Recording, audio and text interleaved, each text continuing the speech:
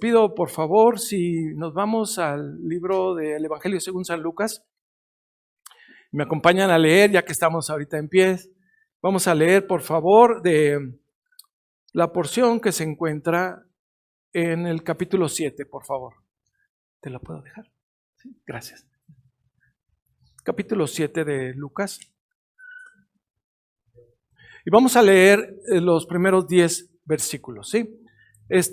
Seguimos las narraciones de la Escritura en este Evangelio y veamos lo que el Señor tiene para nosotros que nos cuenta en este Evangelio. Lo leemos juntos, por favor. Dice: después que hubo terminado todas sus palabras al pueblo que oía, entró en Capernaum. Y el siervo de un centurión, a quien éste quería mucho, estaba enfermo y a punto de morir. Cuando el centurión oyó hablar a Jesús, manos de los judíos, rogándole que viniese y sanase a su siervo. Y ellos vinieron a Jesús y le rogaron con solicitud, diciéndole: es digno de que le concedas esto, porque ama a nuestra nación y nos edificó una sinagoga. Y Jesús fue con ellos. Pero cuando ya no estaban lejos de la casa, el centurión envió a él unos amigos, diciéndole: Señor, no te molestes, pues no soy digno de que entres bajo mi techo, por lo que ni aún me tuve por digno de venir a ti. Pero di la palabra y mi siervo será sano. Porque también yo soy hombre puesto bajo autoridad y tengo soldados bajo mis órdenes, y digo a este: ve y va, y al otro: ven y viene, y a mi siervo: haz esto, y lo hace. Al oír esto, Jesús se maravilló de él, y volviéndose, dijo a la gente que le seguía: os digo que ni aún en Israel he hallado tanta fe. Al regresar a casa, los que habían sido enviados hallaron sano al siervo que había estado enfermo. Amén. Oramos. Dice tu palabra, Señor, que a una voz tuya no hay nada ni nadie que se resista.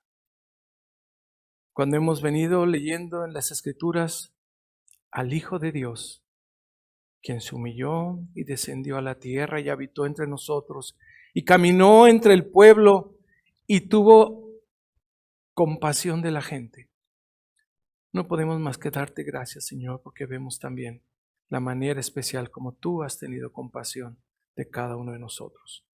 Y hoy una vez más suplicamos que sea tu Espíritu Santo quien guíe nuestra meditación que hoy hacemos delante de ti.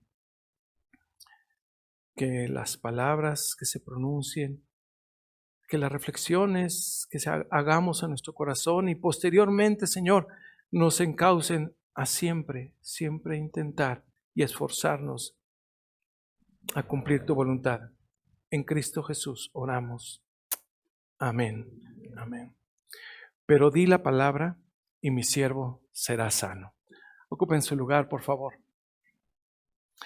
Hemos venido escuchando y meditando en algunas semanas en relación a este caminar de Jesús, y en la etapa que estamos ahorita estamos hablando del ministerio que está desarrollando allí en Galilea.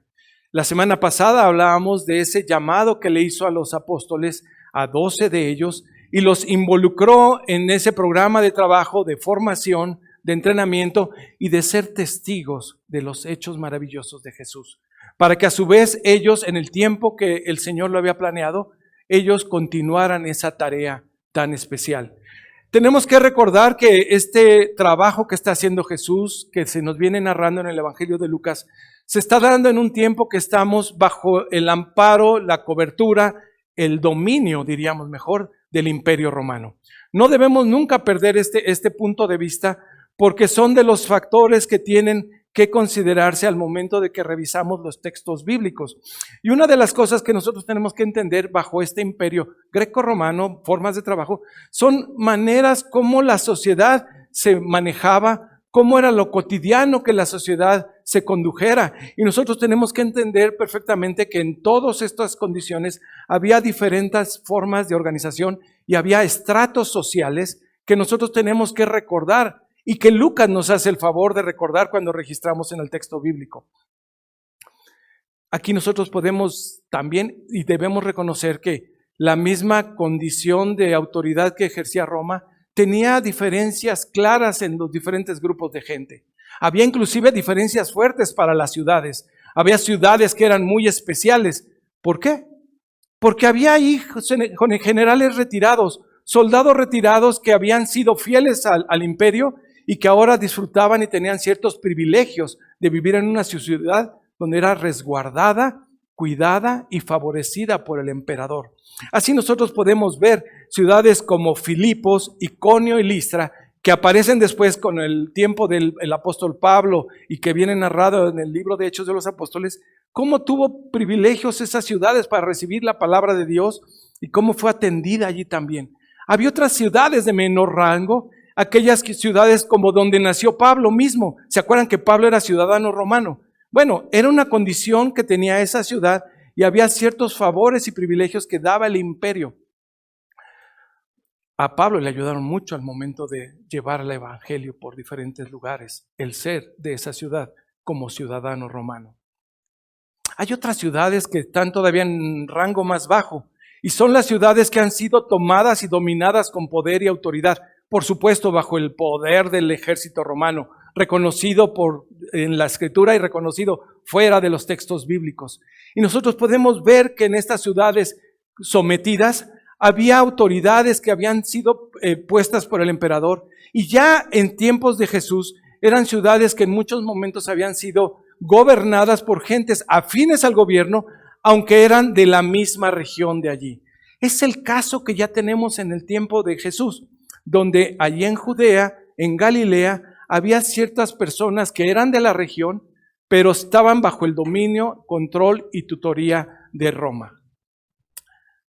¿Cómo controlaban y qué es lo que buscaban? Bueno, una de las formas de cómo controlaban era precisamente a través del ejército. Los generales eran muy importantes para mantener esa paz o pax romana que se ha conocido como una manera de controlar, de guardar y salvaguardar el orden. Por supuesto que nosotros tenemos que ver que para ellos era importante su aprovisionamiento de impuestos. Esta manera como esas comunidades iban a aportar económicamente para que el imperio estuviera floreciendo y gastando y malgastando, podríamos decir, de todos estos recursos. Entonces nosotros tenemos el lugar donde está Jesús haciendo su ministerio, ahí en Capernaum. Es una de estas últimas ciudades, una ciudad que ha sido sometida, que ahora está bajo el amparo de una persona que ha sido favorecida por el Imperio Romano, pero que tiene el control y dominio por los generales del ejército romano. Había libertad de culto. Era una de las facultades que permitía el Imperio Romano. En cada región donde ellos tenían, les daba facilidad que adoraran a sus dioses. Y allí en Capernaum tenemos entonces, no solo reconocemos este privilegio que da el Imperio Romano de tener libertad de movimiento, aún sometidos bajo impuestos, aún resguardados en ciertas limitaciones, ellos tenían ciertos privilegios. Y Capernaum se ha convertido, como lo hemos visto, una ciudad muy importante para el ministerio de Jesús.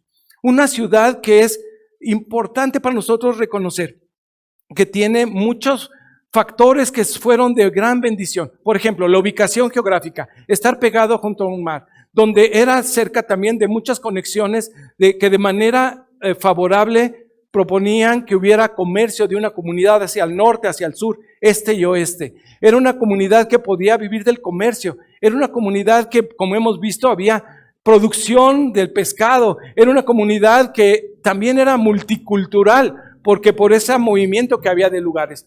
Y allí había también aspectos importantes de la religión judía. Muy importantes.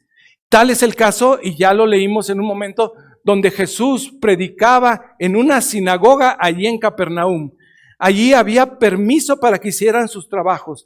Y nosotros tenemos que entender que todas estas facultades que existían también dentro de ellas había una serie de organizaciones y de estratos, como hemos dicho, que afectaban la vida cotidiana del pueblo. Había, por supuesto, la aristocracia, ¿no?, que tenía siempre la posibilidad, tanto económica como influencia. Y por otro lado también estaba el pueblo, el vulgo, como le dicen algunos, y aquella posibilidad limitada en sus recursos. Ese es uno de los niveles muy importantes a considerar, la parte económica. Había la otra parte que también siempre había una distinción muy grande en esos ricos y pobres, pero la más grande distinción que podría establecerse dentro del Imperio Romano era los que eran ciudadanos romanos y los que no. Los que tenían su INE de Roma y los que no. Había entonces aquellos que estaban con la libertad completa de moverse, de actuar, de vender y deshacer. Pero había una gran cantidad de personas que eran consideradas como esclavos. El esclavo en el Imperio Romano era una persona que no tenía las libertades de moverse sin que su amo, su señor, su curios o quirios le han dicho otros, o su dominus, le diera la instrucción de hacer o deshacer. Un siervo era una persona que era, dentro de las leyes romanas, considerado en un rango bien especial entre persona y cosa. Se podía vender, se podía explotar, se podía usar como una cosa, como un animalito que alguien podía tener, una res. Así era considerado una persona que fuera un siervo o un esclavo, como es la palabra técnica que utiliza el original. Y de eso se trata el pasaje de hoy. Del más bajo en el estrato social, para la vista de Roma. El más bajo y aceptado por las costumbres de la región, inclusive del mismo pueblo judío, quienes también hacían mano de estos esclavos. Y de eso se trata nuestra historia. Y es una historia que se cuenta en 10 versículos. Y lo podemos resumir rápidamente en el versículo 2. ¿Cómo está? ¿Cuál es la condición del esclavo que se trata en esta historia? Enfermo. ¿Levemente enfermo? No. ¿Cómo dice el versículo 2? A punto de morir. Muy grave. Muy grave. Recordamos, Lucas se reconoce como médico, ¿no? Y tiene una experiencia, cuando menos, quizás por remedios, por transmisión de alguna información, del cuidado de las personas, pero él podía decir que estaba a punto de morir. Entonces, fíjense, es un esclavo de los que están bajo esa condición más baja y a punto de morir. Pero termina el versículo 10, ya les he hecho a perder la historia, ya la leyeron, ¿no? Está sano. El siervo, el esclavo, el despreciado para una sociedad, está salvo, está sano. ¿Qué pasó en medio? Es importantísimo para nosotros ver lo que está en medio para podernos dar cuenta cómo el Dios misericordioso cumple su palabra. Y eso que leímos en Lucas 4, cuando Jesús abrió la escritura y dijo que venía a dar libertad a los cautivos, que venía a atender a los necesitados, a los pobres, a los menesterosos, lo que estamos viendo allí es que se está cumpliendo verdaderamente la palabra de Dios delante de esa comunidad. Recién había llamado a unos discípulos, recién había llamado a algunos seguidores, venía mucha gente siguiéndole. Y si nosotros hemos leído el capítulo 6, podemos ver cómo el Señor les ha venido ya instruyendo a esta comunidad antes de regresar allá a Capernaum, de darles enseñanzas claras y precisas de lo que significa el reino de Dios y lo que quiere el Señor. Y veíamos el viernes en una reflexión, es que su pueblo obedezca a Dios. Y lo que vemos aquí, hermanos, es un Dios de amor y de misericordia que tiene un cuidado tan especial para ese personaje que la verdad no hay de otra más que emocionarnos. Emocionarnos porque podemos reconocer cómo el Señor ha tenido misericordia de cada uno de nosotros. Y que si esa persona para la vista de la sociedad puede ser no digna de atención, sí del Señor. Y fíjense que es un pasaje bien interesante cuando nosotros vemos que hay un hombre que intercede por este siervo. ¿Quién es? El centurión. Y en muchos textos, y revisen algunos comentarios y demás, se le da mucho énfasis al centurión. Y si quieren ver, ¿alguien puede encontrar su nombre y apellido? Creo que no. No hay. No lo hay porque la Escritura nos lleva a poner la atención en este hombre despreciado, pero sobre todo en Jesús el Señor, quien tiene cuidado y atención por este hombre despreciado por la sociedad. Pero fíjense, es un siervo. La parte de los esclavos, ya les dije que eran como una propiedad del Señor.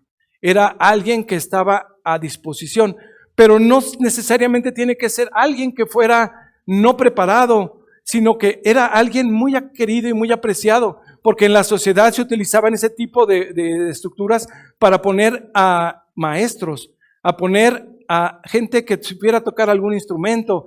Se dice que inclusive Lucas pudo haber sido un esclavo, un siervo preparado en la medicina y después un liberto. Se dice que había gente que ponía a un esclavo a cuidar a sus hijos para que los vigilara, para que los tutelara y para que los encauzara de acuerdo a los preceptos que se marcaba el rey. Entonces nosotros podemos entender la parte de un centurión cuando dice que en el versículo 2 también que había un centurión quien quería mucho a ese siervo, ¿no? ¿Por qué? Por su servicio, por su lealtad, por su capacidad. No nos dice el texto por qué, pero nos deja muy claro una forma muy especial cómo el texto bíblico nos deja ver dentro de todo el amor de Dios para con su pueblo. Porque aquí lo que tenemos delante de nosotros es que hay un personaje, un centurión, un romano, un gentil, un pecador que oyó de la palabra de Dios. ¿Les coincide? Un gentil, un pecador, que por gracia del Señor le llega el mensaje. ¿Qué supo de Jesús? ¿Qué le dijeron de Jesús? ¿Qué le contaron de Jesús? Pues seguramente él, como en su autoridad y poder que tenía, él tenía acceso a información privilegiada. Era su deber estar al tanto de lo que pasaba en el entorno. Se supo de milagros. Varios. Expulsión de demonios, expulsando demonios. Varios. Sanidades a hombres, mujeres. Llamando a mucha gente. El lunes veíamos que había gente de Tiro y Sidón. Allá por Fenicia, Siria, antes, desde muy al norte, venía la fama de Jesús. Marcos nos cuenta que de varias regiones llegaba la gente. Por supuesto que estaba moviendo gente a un general romano. Por supuesto que le iba a preocupar qué está pasando con ese movimiento social que está sucediendo. ¿Qué mensaje le llega al centurión? Yo no lo sé, pero sí sé que es un mensaje que le trastoca su corazón, que le traspasa a llevar a un punto de creer en ese hombre que está caminando en la región donde él tiene gobierno y autoridad. Es un hombre que está haciendo milagros. Y dice en el versículo 3 que cuando el centurión oyó hablar de este Jesús, ¿qué fue lo que hizo? Mandó. Es un hombre que manda, envía. Es un hombre que tiene autoridad. Está acostumbrado a eso y de eso se trata su juego, su dinámica. Él manda, pero fíjense como estrategia, ¿a quiénes mandó? Chéquenle, por favor. A unos judíos, ¿a cualquier judío? Ancianos. Normalmente, ya habíamos platicado un poquito de las sinagogas, y había una serie de ancianos que eran como responsables de organizar, coordinar muchas de las actividades cúlticas. Las enseñanzas que tenían que llevarse a cabo en diferentes sinagogas eran organizadas en ocasiones como ancianos. Nosotros tenemos una figura de cuidado pastoral, de educación por medio de ancianos. Podríamos tener esto. ¿Por qué mandó este centurión a unos ancianos a hablar con Jesús. Uno, porque eran judíos. Dos, porque tenía relación con ellos. Y nos lo explica el mismo texto. ¿Se acuerdan? Aquí en el texto, en el versículo 4, dice que los ancianos fueron a Jesús y hablaron con Jesús e intercedieron en nombre del centurión romano en favor final de un siervo. Es muy interesante que estos hombres, y es muy posible que podamos ver la condición humana en esta petición, porque vamos a ver los argumentos que plantean estos ancianos. ¿Por qué le piden a Jesús que vaya y atienda esa petición? Pero ¿cuáles son los argumentos? ¿Los pueden ver? Fíjense, ellos, dice el versículo 4, que rogaron con solicitud. En otra versión podríamos leer que dice, pidieron o rogaron con insistencia. Insistieron a Jesús y le dijeron, fíjense qué palabra utilizan. Es digno. ¿De quién está hablando? Del centurión. Es digno que le atiendas. Fíjense la posición de estos ancianos, ¿no? Es digno que le atiendas. ¿Por qué? Porque él ama al pueblo y además nos construyó una sinagoga. Estaban comprometidos estos hombres, de alguna forma. Y lo que nosotros tenemos, y me llama fuertemente la atención, es Jesús los escucha. Y aquí no dice que Jesús les responda algo. Pero el versículo 6 es el que conmueve mi corazón. Y dice, y Jesús fue con ellos. Atender la necesidad de un siervo, de un esclavo que estaba sufriendo y a punto de morir. Atender un ruego, porque arriba, fíjense, dice que el centurión romano les dice a los ancianos que rogaran a Jesús. Él pudo haber dado la instrucción, guardias, pero no lo hizo. Jesús fue con ellos. Y es aquí donde nosotros podemos ver la acción transformadora de Jesús en la vida de las personas.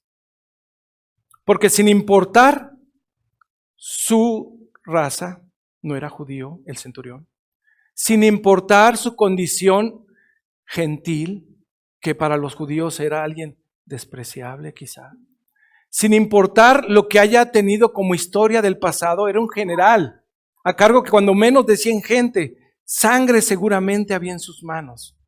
Sin importar lo que él hubiera hecho en el pasado, Jesús fue. Para mucha gente era digno, seguramente repartía dinero, seguramente su influencia era importante allí en Capernaum para esos ancianos. Pero hay un cambio importante aquí. ¿Cómo se percibe este centurión? Fíjense, es maravilloso el texto cuando nos va diciendo que Jesús va en camino y el centurión vuelve a hacer otro acto de su autoridad y ahora manda a unos amigos. Y los amigos les dice, ve y alcancen a Jesús y ya no permitan que llegue a la casa. ¿Por qué? Contrario a lo que sus amigos ancianos decían, ¿es digno? Este hombre se considera indigno. Indigno ante la presencia del Señor. Indigno ante aquel que él reconocía por lo que había oído. ¿De quién era Jesús? Indigno de dos cosas. De que llegue a mi casa y yo no soy digno de verlo cara a cara. Qué fuerte, ¿no? Qué fuerte. Él reconoce que es indigno. Y aquí dice el texto bíblico, y quisiera que yo lo marqué aquí en rojo, y es la bisagra que me parece el texto bíblico tiene para nosotros el día de hoy. Y es una palabrita chiquitita que dice, pero. ¿Sí la ven? Pero ni aún me tuve por digno de venir a ti, de ver tu rostro. Dice, pero no soy digno. No tengo nada que ofrecer. No tengo nada que pueda hablar en favor mío. Nada. No soy digno. Ni lo que podría haber hecho con construir o cuidar o atender una comunidad. No soy digno. Pero di una palabra. Di una palabra y mi siervo al que yo amo va a ser sano. Dilo. Tú tienes el poder. Tú eres el Señor. En pocas palabras está reconociendo el señorío de Jesús. Dice porque, empieza en el razonamiento, dice porque yo soy hombre de autoridad. Yo sé lo que significa mandar. Yo digo algo y se cumple. Reconociendo que Jesús, con su dicho, era más que suficiente. Porque estaba reconociendo a Jesús como el Señor. Estaba reconociendo a Jesús que tenía la autoridad. Estaba reconociendo a Jesús que tenía el poder, el dominio. Y además, la súplica era que quisiera hacer misericordia para con su siervo. No estaba pidiendo nada para él. A lo mejor sí, ¿no? Si es un esclavo, es parte de su propiedad.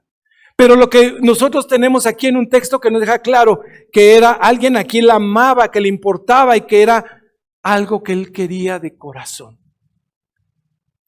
El texto bíblico, hermanos, nos deja hoy una enseñanza muy clara para nosotros. Porque lo que estamos viendo aquí es alguien que no es del pueblo de Dios, que sí ya conocía, que entendía y que sabía, pero que ahora sabía de voz directa del único que puede transformar la vida de las personas, de Jesucristo, del único que puede cambiar la historia de la persona, de Jesucristo. Él había escuchado que él tenía el poder para hacer cosas y estaba confiando en él la vida de su siervo. La fe en Jesús. Creer que Jesús podía hacerlo es lo que le había llevado al atrevimiento de rogar, aún desde su autoridad, por misericordia. Hoy nosotros sabemos y entendemos por el texto bíblico completo del amor de Dios que se revela y que solo en Jesucristo podemos ver y ser salvos de nuestros pecados. Pero también podemos ver aquí en el texto bíblico, en la vida y obra de Jesús, que está cumpliéndose la Escritura y que todas nuestras necesidades, todas nuestras carencias, dice el profeta Isaías en el capítulo 45, todas nuestras miserias, sí, nuestras miserias, son atendidas por tu Señor. Cuando este centurión se reconoce como indigno, y al leer el texto vino a mi memoria el pasaje que apenas leímos hace poquito de Pedro, ¿no? ¿Se acuerdan ahí en la barca? Que le dice, aléjate de mí, Señor. También se reconoce como indigno. Cuando nosotros tenemos la posibilidad, por gracia de Dios, de oír una palabra, de revelarse delante de nosotros quién es el Señor, lo primero que viene como una forma en línea directa, así como rayo, es reconocer cuán indignos somos. Y si recibimos la gracia y el regalo, de allí viene el favor, de allí viene el agradecimiento para nosotros. Él no se reconocía como digno de acercarse y ver cara a cara a Jesús. Este texto me revela mucho de esta fe, pero de una fe que lo hace alguien que ha sido transformado por el Señor y que al igual que Pedro, se humilla y es humilde para suplicar y recibir la bendición del Señor. Como pueblo de Dios, somos muy bendecidos cuando podemos leer en el texto bíblico cómo el Señor es fiel para sus promesas y se cumple. Hace ratito leíamos un texto y voy a regresar a él en Jeremías, capítulo 33. Y el texto bíblico dice, clama a mí, ¿se acuerdan? Lo leímos hace, y yo te responderé, ¿se acuerdan? Y el Señor le respondió a su pueblo. Pero, ¿saben desde dónde clamó Jeremías? Desde un pozo, encerrado, hundido. Y el Señor le dice, clama a mí. Y era la promesa, y el Señor no le falló. Aquí podemos ver a un hombre que no es del pueblo de Dios, reconocido como judío, pero sí es del pueblo de Dios cuando el Señor le ha puesto la fe suficiente, la confianza en el Señor y el arrepentimiento para poder ver que Él no es digno de nada más que si el Señor tiene misericordia. me lleva muchas enseñanzas y espero que para ti te las lleves para tu casa y que sea en este día, en primer lugar, esa bisagra del pero, de la confianza en el Señor, que aunque no soy digno, el Señor, si quiere, va a traer bendición. Esto nos lleva en toda la posibilidad de ver nosotros aquí cómo es posible responder a las oraciones del pueblo de parte de Dios. Cuando alguien intercede unos por otros. Déjenme platicarles algo que pasó el viernes pasado aquí. Tuvimos el privilegio de estar un grupo de hermanos orando y tuvimos también la bendición, oramos por varios de ustedes que sabemos que estaban enfermos, y de forma espontánea empezaron a darse testimonios de lo que Dios estaba haciendo en sus vidas o en las de sus seres queridos. Temas de salud, temas legales, temas complicados al interior de familias. Lo que veíamos es cómo Dios responde de forma especial. No faltó el tiempo de lágrimas cuando otros oían los testimonios. Un siervo sanado por la voz del Señor, por la gracia de Dios. Esto me lleva, hermanos, a pensar que el Señor sigue actuando en la vida de su pueblo, así como lo hizo en muchas de las narraciones que hemos visto, así como lo vemos en este texto bíblico tan claro.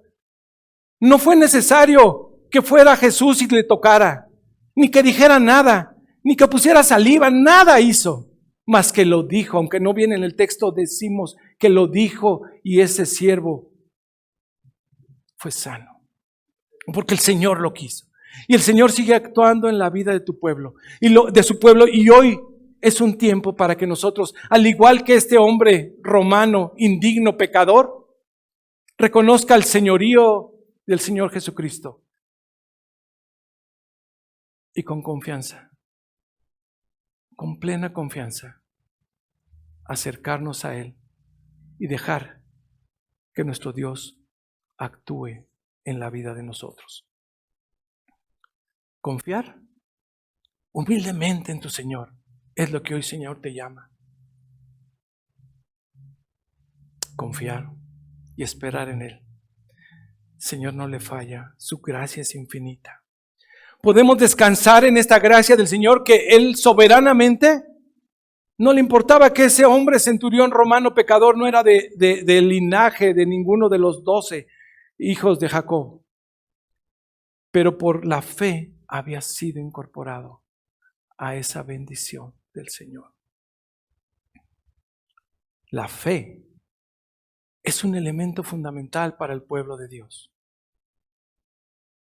Sin fe es imposible agradar a Dios. Es necesaria la fe. Así es que nosotros podemos, hermanos, aquí un mosquito, tenemos que tener bien claro en nuestras vidas en quién confiamos, en el soberano Dios. ¿En quién depositas la vida de tu hija, de tu hijo? La vida de tu familia. ¿En quién depositas el cuidado de tus negocios y tus asuntos económicos? Con fe, hermana, hermano, puedes confiar en la autoridad suprema. Cuando vemos nosotros a Jesús caminando, lo que estamos viendo y leyendo es a Jesús predicando y extendiendo su reino. Y Él incorpora a todos aquellos que Él quiere, cuando Él quiere y como Él quiere. Y es una forma de incorporar para bendecir a su pueblo y caminar junto con su pueblo. Hoy nosotros podemos ver en este texto bíblico, yo te invito, sencillo, confía en tu Señor. Una fe que honra al Señor y que de alguna forma este caballero centurión no estaba argumentando por sus hechos, por sus acciones, por su generosidad. Reconoció su indignidad delante del Señor. Y esa condición me hizo ver cómo al final del pasaje, en el versículo 9, cómo Jesús resalta la fe de un no judío. Vean el versículo 9. Dice que al oír esto, la fe de este centurión, Jesús se maravilló de él. Y volviéndose, le dijo a la gente, os digo que ni aún en Israel he hallado tanta fe. Momentos antes, Jesús había puesto una palabra muy fuerte a esa comunidad. Si ven, por favor, el versículo 46 del capítulo 6, dice Jesús, ¿por qué me llamas Señor, Señor, y no hacer lo que digo? ¿Sí lo ven? ¿No es un reclamo fuerte? ¿Por qué me llamas Señor? ¿Por qué no obedeces? Entonces, este texto va uniendo perfectamente con la narración anterior, cuando Jesús le está enseñando a ese pueblo testigo de lo que está sucediendo delante de ellos, a esos discípulos que están siendo testigos de la acción de Dios, de que lo que se requiere en el reino del Señor, y lo dicen desde los profetas, es obediencia. Obediencia al Señor, creerle al Señor y dejar que el Señor actúe. ¿Qué cosa tienes tú con tu Señor, con tu Dios, que estés avanzando? Lo único que te digo, sea cual sea la circunstancia de vida por la que vivas o atravieses, hoy el llamado es a confiar en tu Señor. Y como hemos leído en la Escritura, Él es fiel y cumple su palabra. Doy gracias a Dios porque Él sigue obrando milagros en medio de su pueblo.